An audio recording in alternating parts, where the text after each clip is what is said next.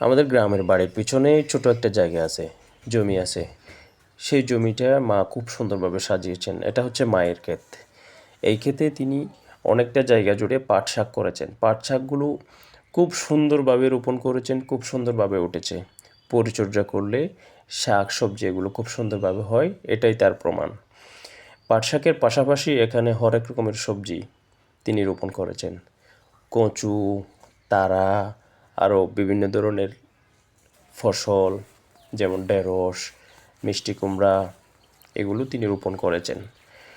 যতটুকু সময় পান এই সবজি খেতে তিনি সময় দেন, পরিচর্যা করেন।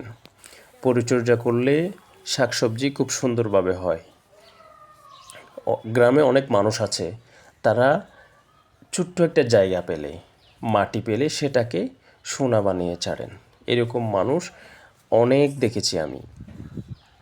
আমি সব সময় গ্রামে চলে যেতে চাই, কিন্তু আমার আপনজন যারা গ্রামে বসবাস করেন, আমার শুভাকাঙ্ক্ষী যারা আছেন, তাদের কাছ থেকে যখন আমি পরামর্শ নিই, তখন তারা বলে গ্রামের চেয়ে শহরে ছোট্ট একটা জায়গায় থাকাটাও অনেক ভালো, অনেক প্রশান্তির।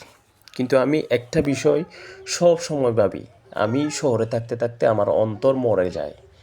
গ্রামের প্রতি আমাদের সবার আবেগ থাকে। আমি সব সময় চিন্তা করি আমার আপনজন যে মারা যায়, আমি জানাজায় অংশগ্রহণ করতে পারি না, কোনো ব্যস্ততার অজুহাতে যেন আপনজনের জানাজা মিস না হয়। আমি চেষ্টা করছি আমার এই আম্মুর সুন্দর এই জমিটাকে আরও সুন্দর করে গড়ে তুলব এবং পাশাপাশি কিছু পশু পাখি লালন পালন করব, গ্রামে সুন্দর একটা জীবন যাপন করব। সবাই আমার জন্য দোয়া করবেন এবং আমার পরিবারের জন্য দোয়া করবেন।